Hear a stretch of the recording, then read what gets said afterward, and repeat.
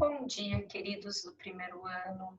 O prof vai fazer uma aulinha agora sobre pronome. Vamos bem devagarzinho com relação a essa classe gramatical, que é tão longa com relação à classificação e, ao mesmo tempo, tão importante para a nossa organização de texto. Quem são os pronomes, qual o papel deles, como eles se classificam, qual a função dentro da minha relação sintática dos termos. Então, a gente tem bastante coisa para conversar sobre eles, tá?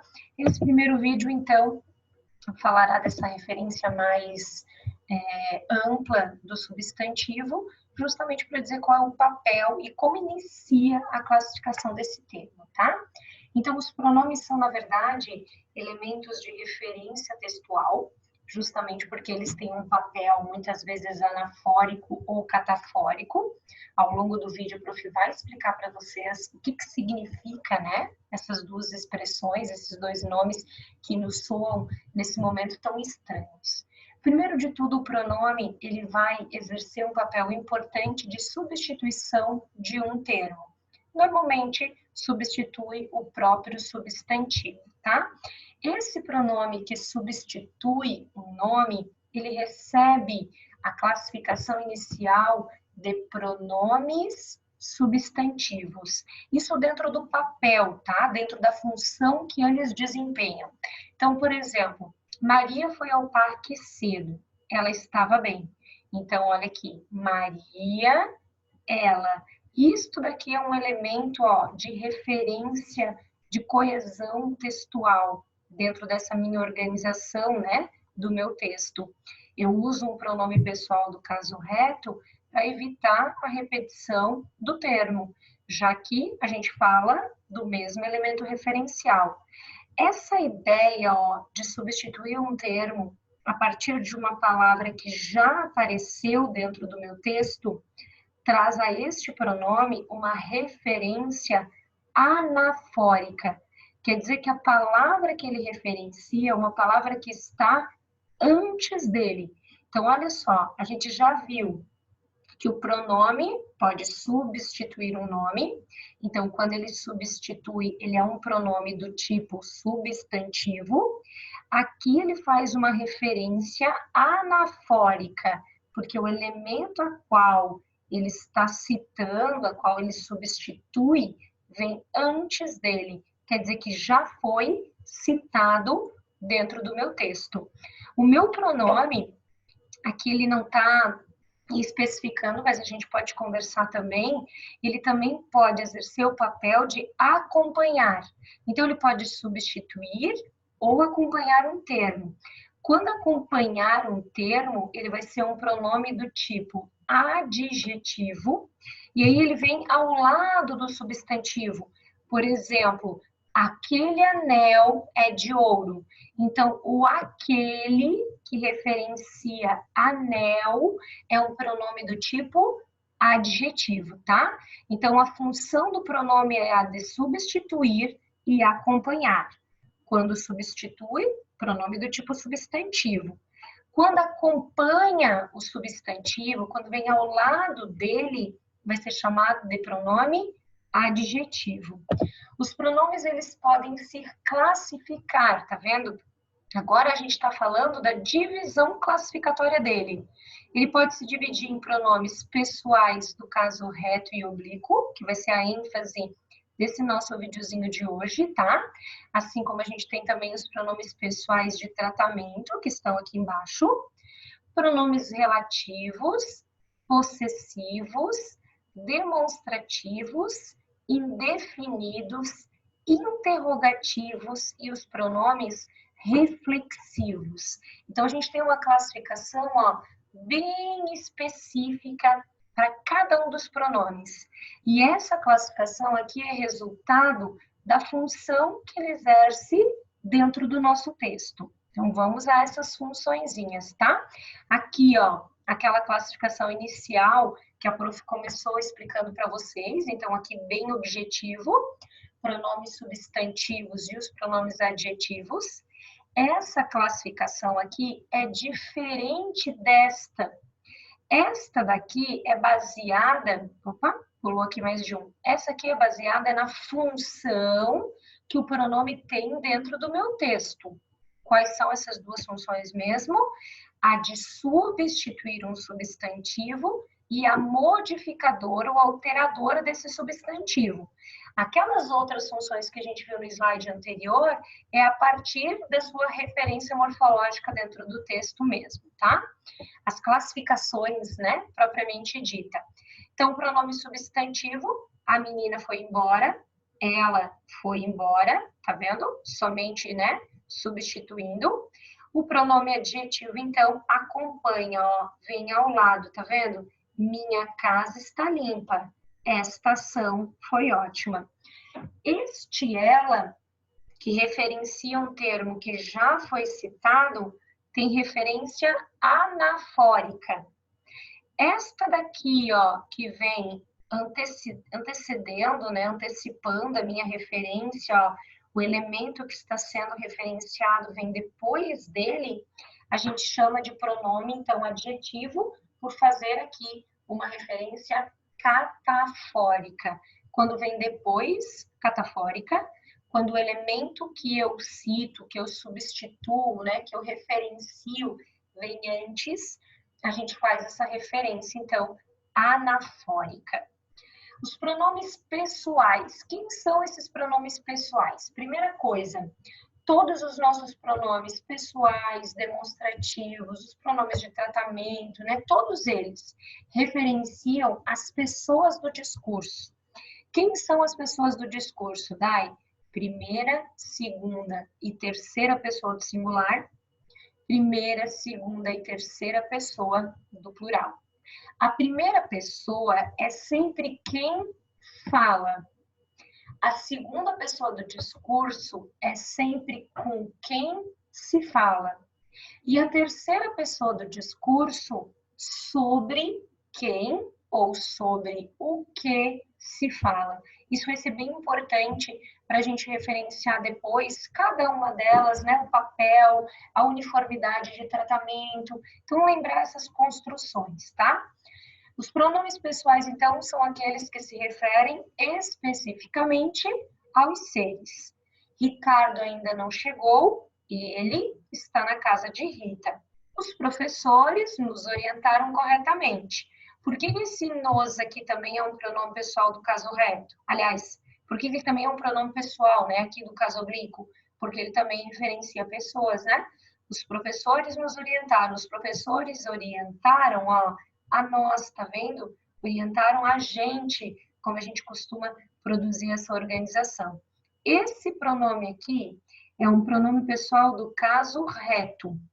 Este pronome aqui é um pronome pessoal do caso oblíquo. Cada vez que eles substituem, eles indicam, ó, as pessoas do discurso, tá vendo? Terceira pessoa do singular, primeira pessoa do plural. Essas identificações de cada um deles, aqui a prof também colocou um exemplo, né? Ó, Lisa gosta de Carlos, Lisa beijou o Carlos. O que eu tenho com relação aos pronomes pessoais do caso reto e os pronomes do caso oblíquo? Eles são utilizados justamente para evitar a repetição de um termo. Tanto o do caso reto, que vai substituir sujeito, e o do caso oblíquo, que vai substituir os complementos verbais, exerce esse mesmo papel, referenciadores textuais. Aqui o elemento, tá vendo, que está repetindo é o de Carlos, ó. Carlos aqui, Carlos aqui. Para eu substituir isso daqui, tendo uma clareza de informação, eu teria Lisa gosta de Carlos, Lisa beijou, ou quem beija, beija alguém. Eu vou utilizar aqui um pronome pessoal do caso oblíquo para evitar a repetição dos termos. A gente vai ver isso, tá? Aos pouquinhos. Ó, ele está pulando aqui na hora que a prof está passando devagarzinho, mas vai dar. Os pronomes pessoais do caso oblíquo, então, tá? São os pronomes utilizados para indicar as pessoas do discurso, a fala, que recebem algum tipo de ação. Laura falou comigo sobre o acidente. Tá vendo que o comigo aqui é quem está recebendo a ação? Então, eu uso o pronome pessoal do oblíquo, aqui no caso, tônico. Antônio entregou a ti o discurso. Tá vendo que os pronomes pessoais do caso oblíquo, aqui, recebendo a ação. Esse slide aqui que faltou, ó, opa, agora ele apareceu um pouquinho, tá? Tem hora que ele tá aparecendo, tem hora que não. O que eu vi ali no nono, né? Eu vou pular, vou voltar um pouquinho para mostrar isso para vocês. Eu tinha dois pronomes pessoais, então, do caso reto e do caso oblíquo. Os pronomes pessoais do caso reto, eles substituem os nomes, os seres de uma frase que estejam executando algum tipo de ação. Então, os pronomes pessoais do caso reto, eles substituem exclusivamente os sujeitos da minha frase. Clara amou Tiago. Ela amou-o muito. Quais são os pronomes pessoais do caso reto? Eu, tu, ele, nós, vós e a ideia do eles também. Então, são os nossos pronomes pessoais que a gente tem aqui. Os nossos pronomes oblíquos, agora sim que a gente estava vendo, eles vão substituir termos que estejam recebendo a ação, como a gente conversou aqui. Ó, por exemplo, Tiago viu a caneta. Ele comprou a. Eu já estou substituindo os dois elementos, tá vendo? Tiago, eu estou substituindo pelo ele. Quem vê, vê algo, vê alguma coisa.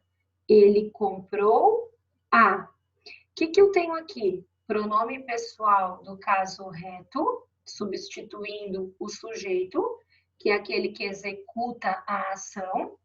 Um pronome pessoal do caso oblíquo, que é aquele que está recebendo a ação, a fim, ó, de evitar repetição de um termo. Tiago matou o João. Ele matou o. Pois a gente vai ver quando é que a gente usa o, quando é que a gente usa o a.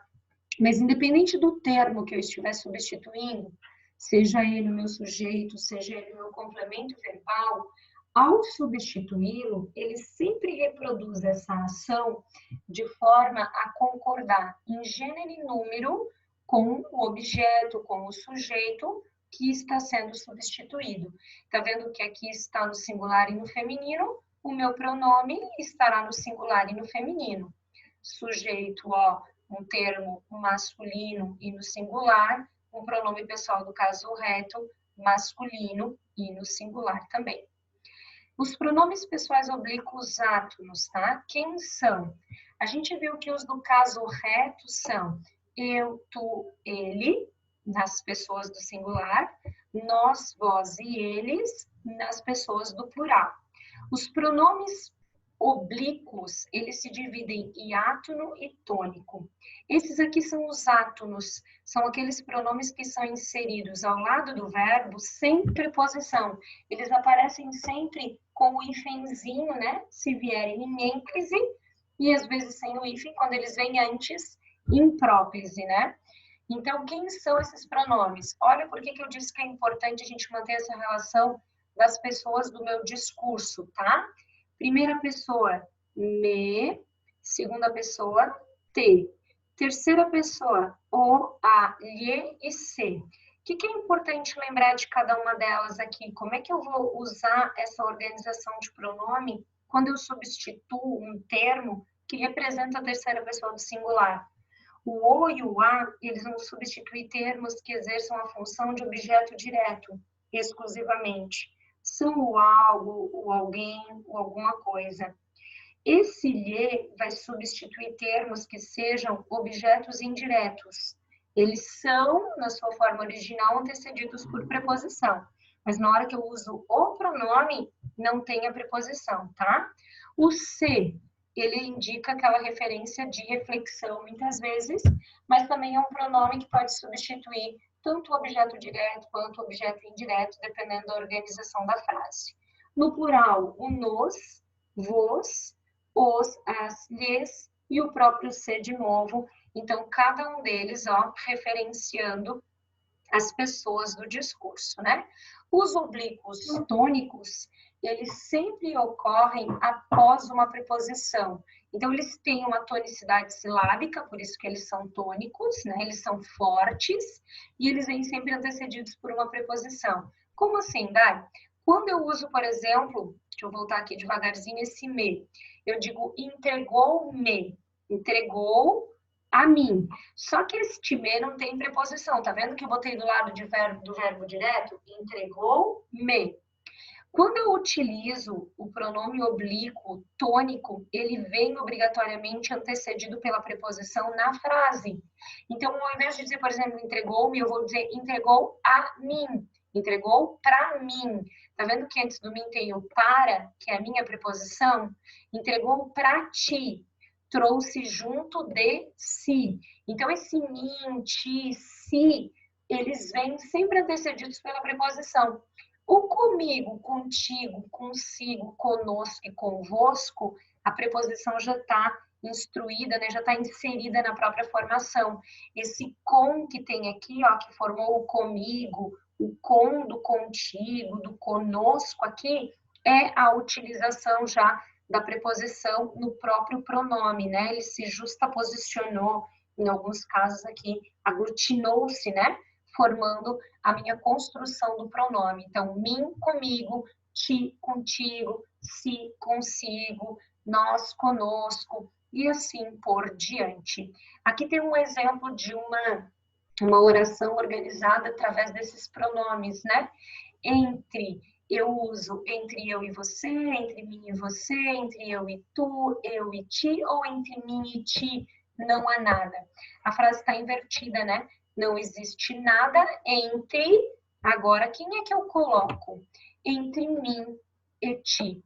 Por que eu vou usar o entre mim e ti, Dai? Primeiro porque os eu, tu, ele, nós, vós são pronomes que só vêm para executar a ação. Lembra? E o outro, mim, ti, o, a, lhe, são os pronomes que estão recebendo essa ação. E eu estou recebendo aqui a ação, eu não estou executando. Não existe nada entre, nós somos os complementos desse verbo haver, do que não existe. Então, entre mim e ti.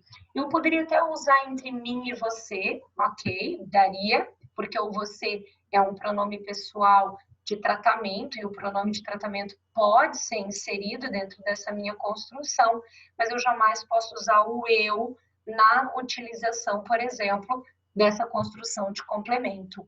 O mesmo vale para aquelas referências do porquê que eu digo que é para eu ler, né? Traga o livro para eu ler e não para mim ler, porque eu preciso de alguém executando a ação de ler. Então, eu preciso de um pronome que desempenhe o papel de sujeito na minha frase. Eu, tu, ele, nós, vós, eles ou elas. O mim recebe a ação. Então, traga o livro para mim. Ponto final. Eu vou receber este livro. Então, eu estou recebendo a ação. Um executa, o outro recebe. Então, isso aqui é bem interessante. Nas nossas lives, a gente vai conversar especificamente dessa condição do eu, do tu, do mim, do ti. O mesmo vale para o tu, tá? Por isso que eu não posso usar, por exemplo, entre mim e tu, porque o tu não exerce o papel de pronome oblíquo, não pode. Entre mim e ela, pode. Entre mim e você, pode. Entre mim e ele, pode. Só não pode, de jeito nenhum, o eu e o tu neste papel de complemento verbal. Por que pode o ela, o nós? Porque esses pronomes, eles também podem desempenhar a função de pronome oblíquo, né? Tanto que a gente constrói essas frases. Traga o livro para ela. E eu usei o ela depois de uma preposição. Agora, eu não posso dizer que eu vi ela na sacada. Eu a vi. Eu tenho que usar o pronome correspondente a um objeto direto. Então, a gente vai enfatizar isso através de exercícios, através das nossas lives, porque eu acho que fica mais tranquilo para a gente entender essa partezinha, tá? Então, primeira parte com relação aos nossos pronomes, o fato de ser substantivo e adjetivo, e essa construção dos pronomes pessoais se dividindo em caso reto, o executor das ações, o do caso oblíquo, aquele que recebe as ações. E aí no próximo vídeo o prof explica certinho qual é a função de cada um deles, tá? Como usar cada um deles dentro do texto.